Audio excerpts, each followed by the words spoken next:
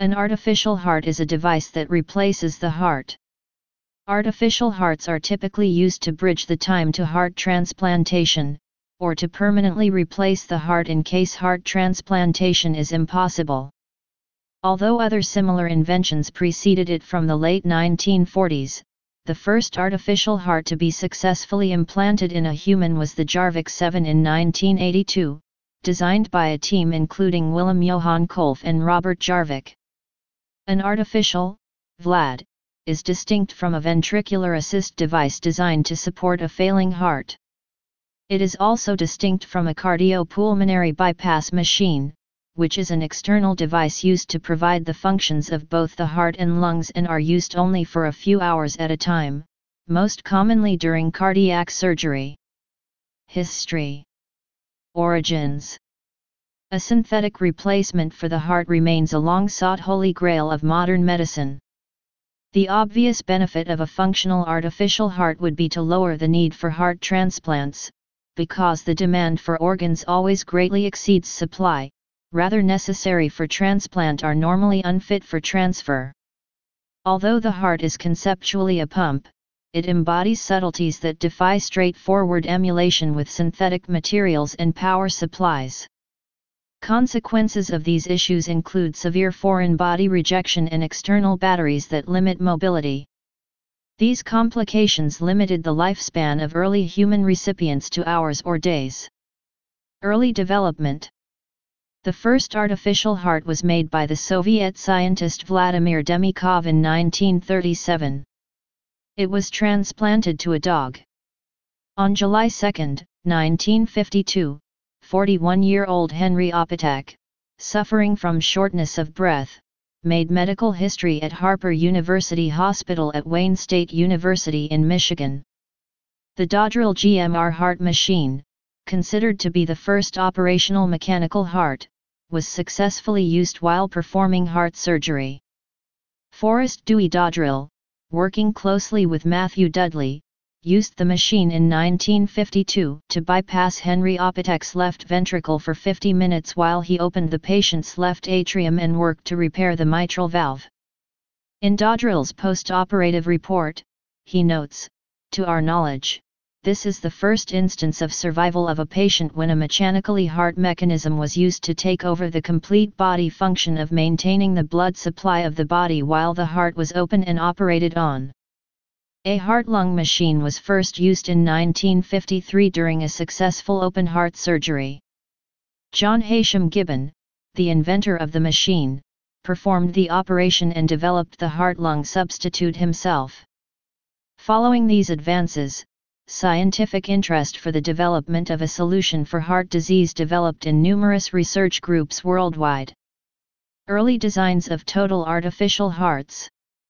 In 1949, a precursor to the modern artificial heart pump was built by Drs. William Sewell and William Glenn of the Yale School of Medicine using an erector set, assorted odds and ends, and dime store toys. The external pump successfully bypassed the heart of a dog for more than an hour. Paul Winchell invented an artificial heart with the assistance of Henry Heimlich, the inventor of the Heimlich maneuver, and held the first patent for such a device. The University of Utah developed a similar apparatus around the same time, but when they tried to patent it, Winchell's heart was cited as prior art. The university requested that Winchell donate the heart to the University of Utah, which he did. There is some debate as to how much of Winchell's design Robert Jarvik used in creating Jarvik's artificial heart. Heimlich states, "I saw the heart, I saw the patent and I saw the letters." The basic principle used in Winchell's heart and Jarvik's heart is exactly the same. Jarvik denies that any of Winchell's design elements were incorporated into the device he fabricated for humans, which was successfully implanted into Barney Clark in 1982. On December 12, 1957, Willem Johan Kolff, the world's most prolific inventor of artificial organs, implanted an artificial heart into a dog at Cleveland Clinic. The dog lived for 90 minutes.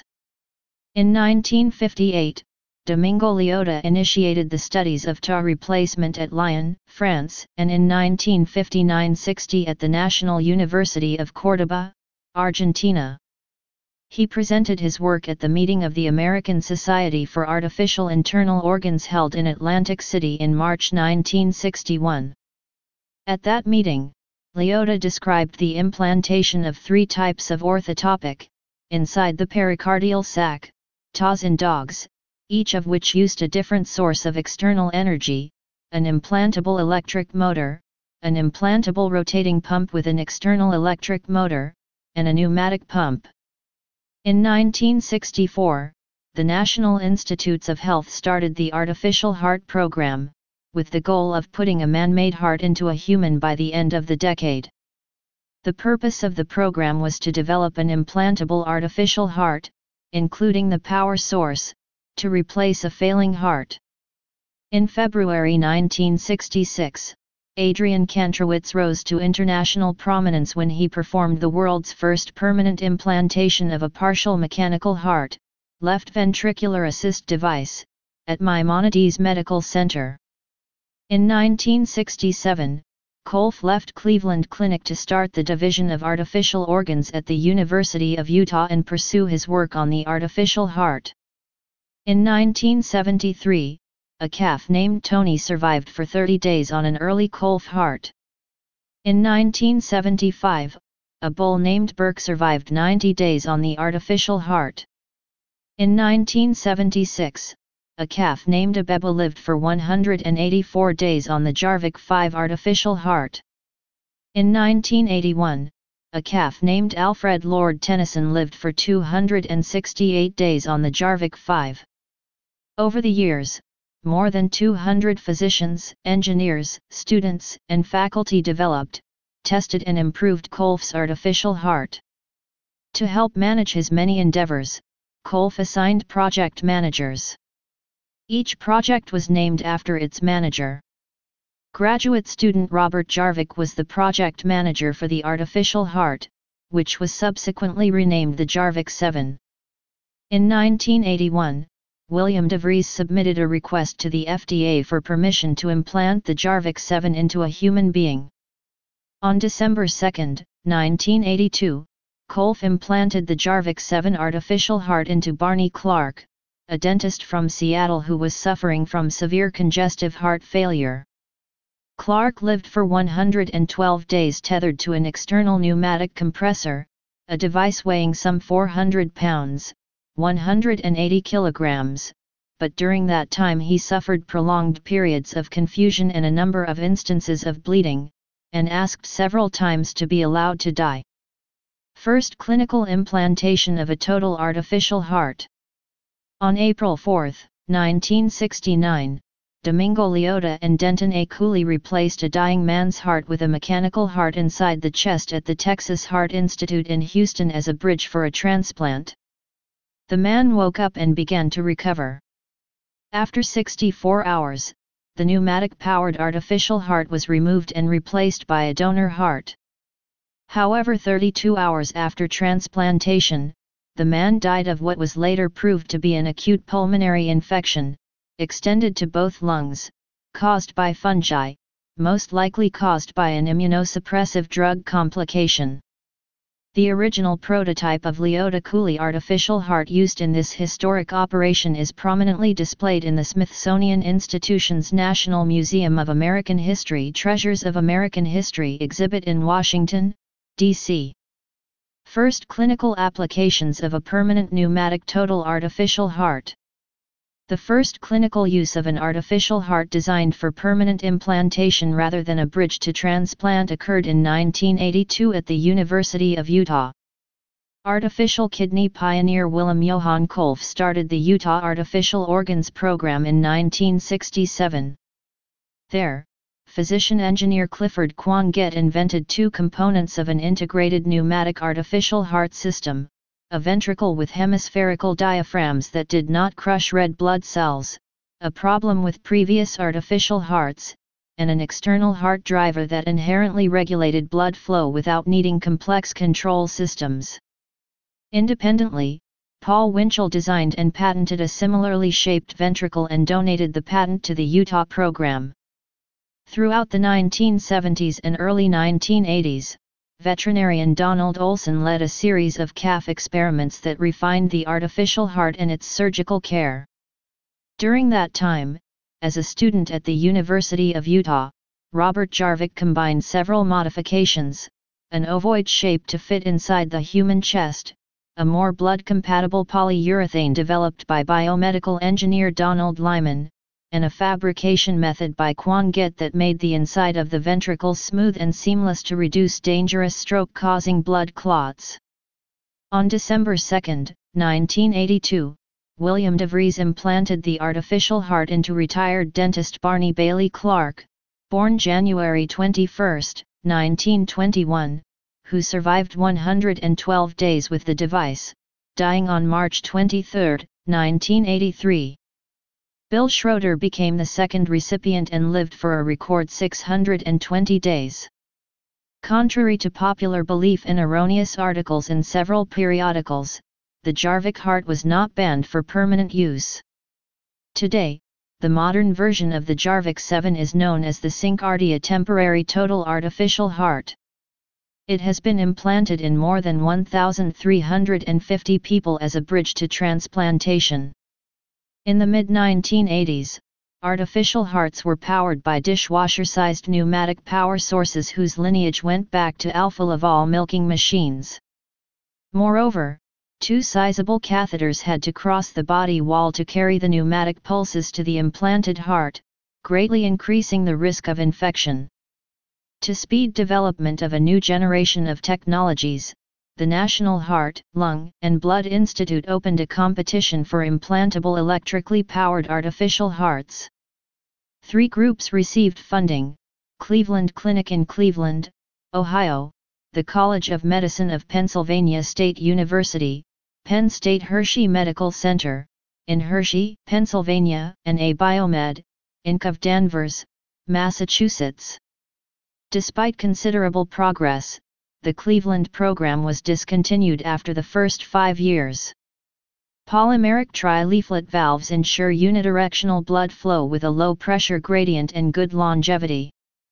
State-of-the-art transcutaneous energy transfer eliminates the need for electric wires crossing the chest wall.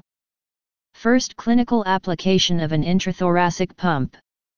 On July 19, 1963, E. Stanley Crawford and Domingo Liotta implanted the first clinical left ventricular assist device, LVAD, at the Methodist Hospital in Houston, Texas, in a patient who had a cardiac arrest after surgery.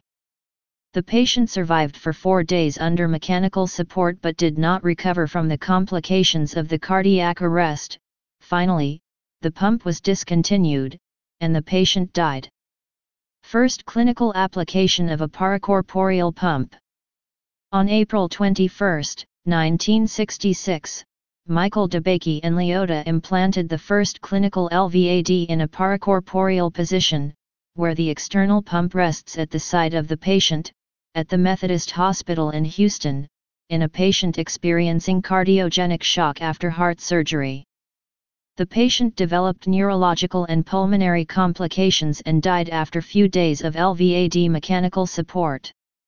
In October 1966, DeBakey and Liotta implanted the paracorporeal Liotta-DeBakey LVAD in a new patient who recovered well and was discharged from the hospital after 10 days of mechanical support, thus constituting the first successful use of an LVAD for post-cardiotomy shock.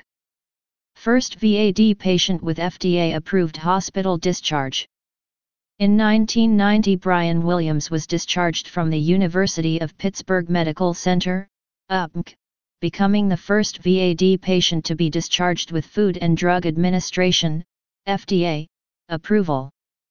The patient was supported in part by bioengineers from the University of Pittsburgh's McGowan Institute. Total artificial heart prototypes. POLVAD. Since 1991, the Foundation for Cardiac Surgery Development, FRK, in Zabrze, Poland has been working on developing an artificial heart. Nowadays, The Polish system for heart support Polkas consists of the artificial ventricle Polvad MEV and the three controllers Polpdua 401, Polpdua 402, and Polpdua 501. Presented devices are designed to handle only one patient. The control units of the 401 and 402 series may be used only in hospital due to its big size, method of control and type of power supply. The control unit of 501 series is the latest product of FRK due to its much smaller size and weight. It is significantly more mobile solution.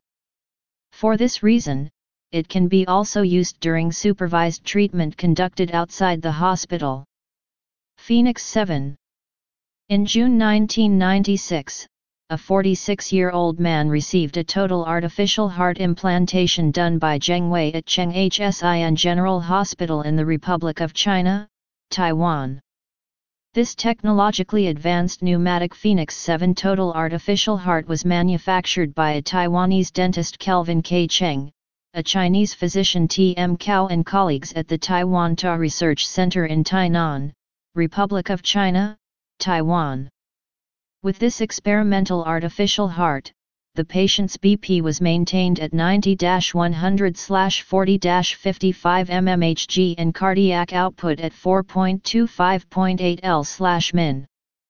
The patient then received the world's first successful combined heart and kidney transplantation after bridging with a total artificial heart. ABiomed ABOCOR. The first ABOCOR to be surgically implanted in a patient was on July 3, 2001. The ABOCOR is made of titanium and plastic with a weight of 0.9 kg, 2 pounds, and its internal battery can be recharged with a transduction device that sends power through the skin. The internal battery lasts for a half hour, and a wearable external battery pack lasts for 4 hours. The FDA announced on September 5, 2006, that the ABOCOR could be implanted for humanitarian uses after the device had been tested on 15 patients. It is intended for critically ill patients who cannot receive a heart transplant. Some limitations of the current ABOCOR are that its size makes it suitable for only about 50% of the male population, and its useful life is only 1-2 years. SyncArdia. SyncArdia is a company based in Tucson, Arizona which currently has 2 separate models available. It is available in a 70 cubic centimeters and 50 cubic centimeters size. The 70 cubic centimeters is used for biventricular heart failure in adult men, while the 50 cubic centimeters is for children and women. As good results with the TA as a bridge to heart transplant accumulated, a trial of the CardioOst TA, developed from the Jarvik 7 and now marketed as the SyncArdia TA, was initiated in 1993 and completed in 2002. As of 2014, more than 1,250 patients have received SyncArdia artificial hearts. The device requires the use of the Companion 2 hospital driver or the Freedom portable driver to power the heart with pulses of air. The drivers also monitor blood flow for each ventricle. MAGS Crew. Another U.S. team has a prototype called the 2005 MAGS Crew Total Artificial Heart. Teams in Japan and South Korea are also racing to produce similar devices. Cleveland Heart. The Cleveland Heart is a continuous flow total artificial heart, CFTA. ABiomed ABOCOR2. By combining its valved ventricles with the control technology and roller screw developed at Penn State, ABiomed has designed a smaller, more stable heart, the ABOCOR2. This pump, which should be implantable in most men and 50% of women with a lifespan of up to 5 years, had animal trials in 2005, and the company hoped to get FDA approval for human use in 2008. Carmat Bioprosthetic Heart.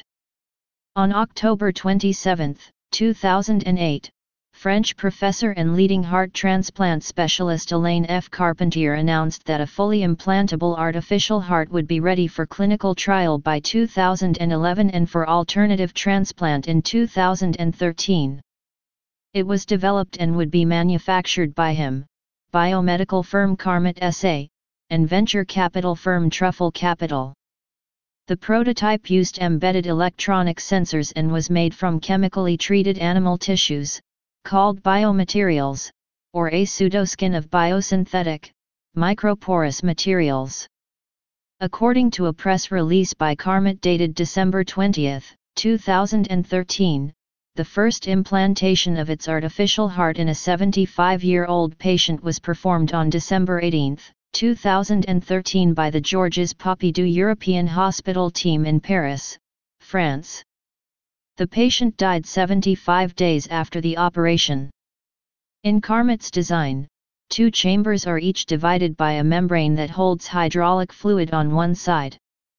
A motorized pump moves hydraulic fluid in and out of the chambers, and that fluid causes the membrane to move. Blood flows through the other side of each membrane. The blood-facing side of the membrane is made of tissue obtained from a sac that surrounds a cow's heart, to make the device more biocompatible. The Carmat device also uses valves made from cow heart tissue and has sensors to detect increased pressure within the device. That information is sent to an internal control system that can adjust the flow rate in response to increased demand, such as when a patient is exercising. This distinguishes it from previous designs that maintain a constant flow rate. The Carmat device, unlike previous designs, is meant to be used in cases of terminal heart failure, instead of being used as a bridge device while the patient awaits a transplant.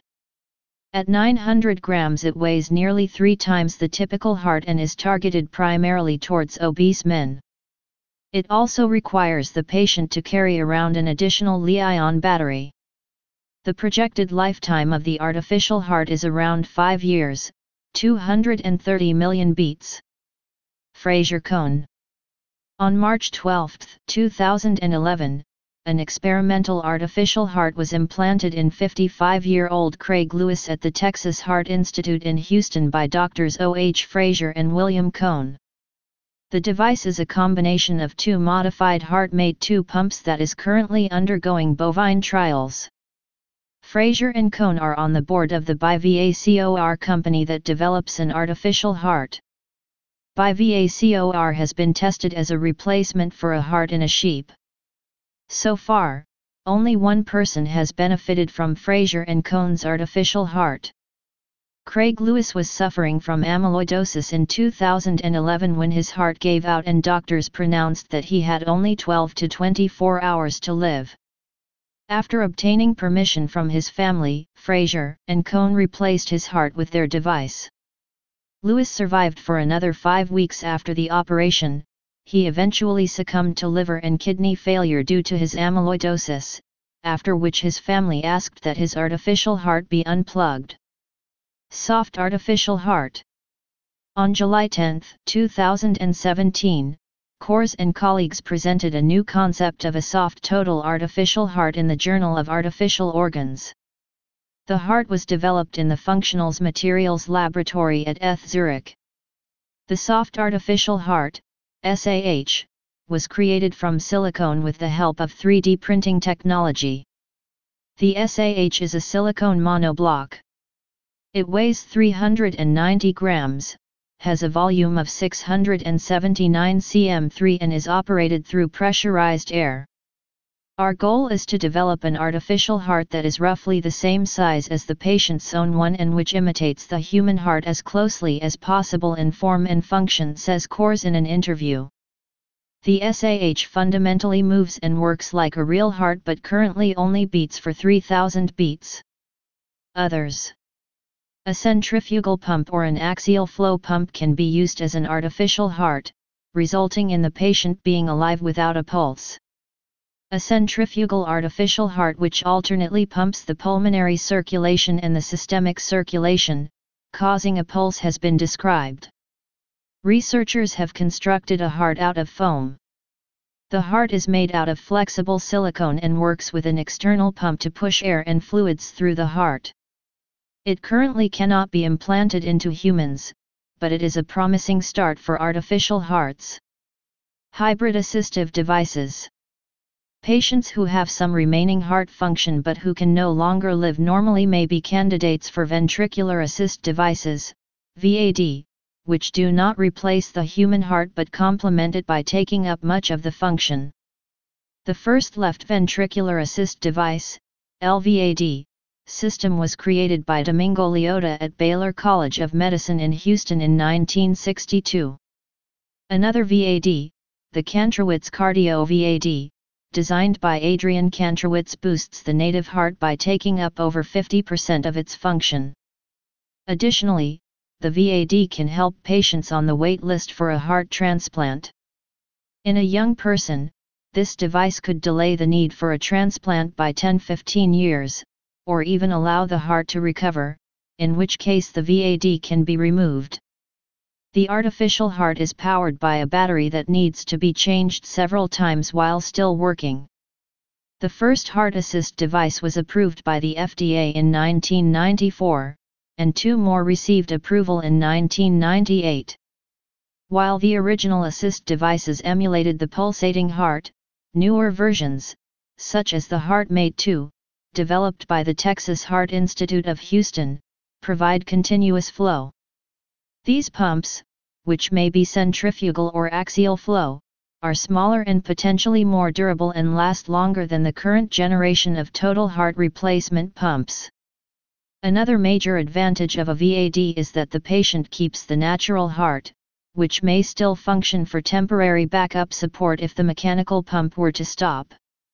This may provide enough support to keep the patient alive until a solution to the problem is implemented. In August 2006, an artificial heart was implanted into a 15-year-old girl at the Stollery Children's Hospital in Edmonton, Alberta. It was intended to act as a temporary fixture until a donor heart could be found. Instead, the artificial heart, called a Berlin heart, allowed for natural processes to occur and her heart healed on its own. After 146 days, the Berlin heart was removed, and the girl's heart functioned properly on its own. On December 16, 2011, the Berlin heart gained US FDA approval. The device has since been successfully implanted in several children, including a 4-year-old Honduran girl at Children's Hospital Boston. Several continuous flow ventricular assist devices have been approved for use in the European Union, and, as of August 2007, were undergoing clinical trials for FDA approval. In 2012, a study published in the New England Journal of Medicine compared the Berlin heart to extracorporeal membrane oxygenation, ECMO, and concluded that a ventricular assist device available in several sizes for use in children as a bridge to heart transplantation was associated with a significantly higher rate of survival as compared with ECMO. The study's primary author, Charles D. Fraser, Jr., Surgeon-in-Chief at Texas Children's Hospital, explained, "With the Berlin heart, we have a more effective therapy to offer patients earlier in the management of their heart failure. When we sit with parents, we have real data to offer so they can make an informed decision. This is a giant step forward." Suffering from end-stage heart failure, former Vice President Dick Cheney underwent a procedure in July 2010 to have a VAD implanted at Inova Fairfax Hospital, in Fairfax, Virginia. In 2012, he received a heart transplant at age 71 after 20 months on a waiting list. Please subscribe and thanks for watching.